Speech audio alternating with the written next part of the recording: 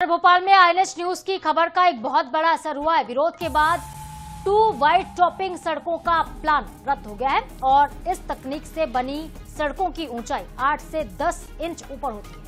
तो आपको बता दें, सड़क की ऊंचाई से रहवासियों को परेशानी हो रही और प्रशासन ने 2 स्थानों पर काम निरस्त कर दिया है।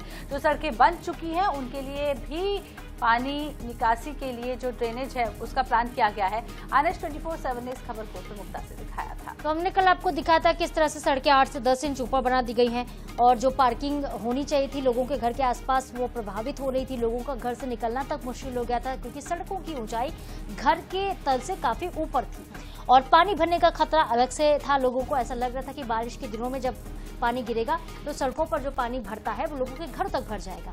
और वाइड टॉपिंग जो तकनीक होती है इसका इस्तेमाल करके ही भोपाल में सड़कें बन रही थी, लेकिन सड़कें ऊंची बना दी गई हैं क्योंकि तकनीक से ही सड़कें ऊंची बन रही थी और ऐसे में 2 जगहों पर इस तकनीक को ही फिलहाल के रद्द कर दिया गया। इस तकनीक से कोई सड़क वहां पर नहीं बनेगी, तो प्लान रद्द हो गया कुल मिलाकर।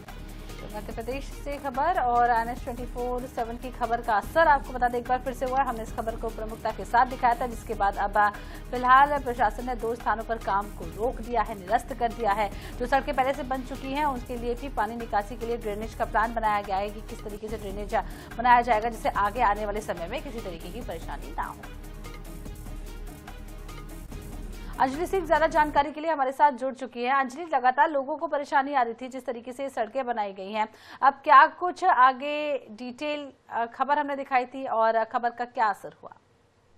देखिए, राजधानी भोपाल में जो है वाइड टॉपिंग की तकनीकी से जो है सड़कें बनाई गई थी जो 8 से 10 इंच जो है ऊंची थी, जिससे कहीं ना कहीं वहां के रहवासियों को कई ज्यादा परेशानियों का सामना करना पड़ रहा था क्योंकि उनके जो घर है कई साल 20 से 30 साल पुराने घर हैं। तो अब जिस हिसाब से जो घर बने हुए हैं उससे ऊंची सड़क बनी थी, जिसके चलते उसका जो पानी है वो घर में आ रहा था।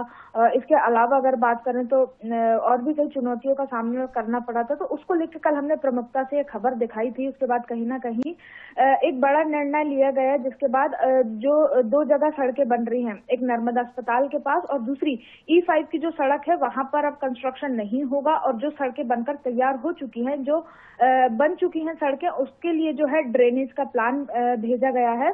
जल्द उस पर भी काम किया जाएगा क्योंकि जिस प्रकार से नई सड़कें बनी हुई है उसमें सीवरेज लाइन नीचे दबने, फटने या लीकेज की स्थिति होने के कारण जो है घर में पानी भरने की आशंका जो वहां के रहवासियों ने जताई थी, तो उसको लेकर हमने ये जो खबर है प्रमुखता से दिखाई थी, जिसके बाद विरोध के बाद अंजलि, देखने वाली बात यही होगी कि किस तरह से ड्रेनेज की व्यवस्था होती है क्योंकि सड़कें तो बन गई हैं लेकिन निकासी के लिए क्या कुछ किया जाता है आगे, इस पर भी हमारी नजर होगी। बहुत शुक्रिया आपका फिलहाल तमाम जानकारी के लिए।